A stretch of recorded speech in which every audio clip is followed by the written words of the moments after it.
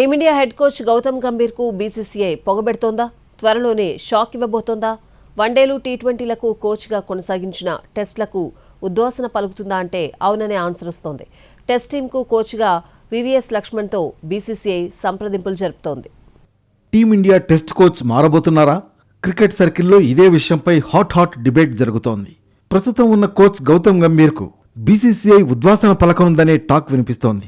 అతని ప్లేస్లో Hyderabadi సొగసరి batsmen VVS లక్ష్మణ్ను test టీంకు కోచ్గా నియమించే అవకాశం కనిపిస్తోంది. అంతా సవ్యంగా జరిగితే మరో 2 నెలల్లోనే లక్ష్మణ్ టీంతో కలుస్తాడు. వాస్తవంగా దక్షిణాఫ్రికాతో జరిగిన టెస్ట్ సిరీస్లో టీమిండియా ఘోరంగా ఓడిపోయింది. సొంతగడ్డపై ఇంత దారుణంగా ఓడిపోవడంతో గౌతమ్ గంభీర్పై తీవ్రస్థాయిలో విమర్శలు వచ్చాయి. గంభీర్ను కోచ్గా తొలగించాలంటూ ధర్మశాలలో ఫ్యాన్స్ ఏకంగా గోల చేశారు.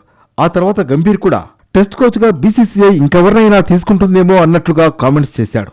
ఇక్కడే టెస్ట్ జట్ కోచింగ్ విషయంలో బీసీసీఐ ఇంటర్నల్గా చర్చించినట్లు తెలుస్తోంది.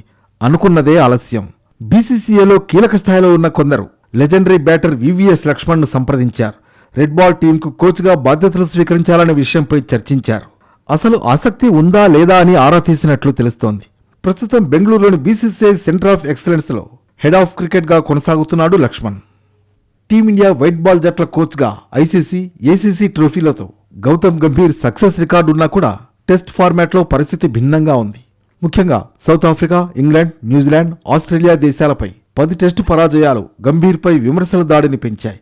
గంభీర్కు 2027 వన్డే వరల్డ్ కప్ వరకు బీసీసీఐ కాంట్రాక్ట్ ఉంది. వచ్చే టీ20 ప్రపంచ కప్ను టీమిండియా నిలబెట్టుకున్నా, ఫైనల్ చేరినా గంభీర్కు ఢోకా లేదు.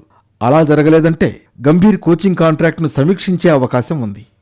టీ20 ప్రపంచ కప్ తర్వాత 2 నెలల పాటు ఐపీఎల్ జరగనుండడంతో కోచింగ్ విధానంపై స్ప్లిట్ కోచింగ్ లేదా ఒకే కోచ్ కొనసాగాలా అన్న అంశంపై బీసీసీఐకి నిర్ణయం తీసుకునేందుకు సమయం ఉంటుందని బోర్డు వర్గాలు చెబుతున్నాయి. ఇలాంటి పరిస్థితుల్లో టెస్ట్ కోచ్గా గౌతీ కొనసాగుతాడా లేదా అన్నది ఆసక్తికరంగా మారింది.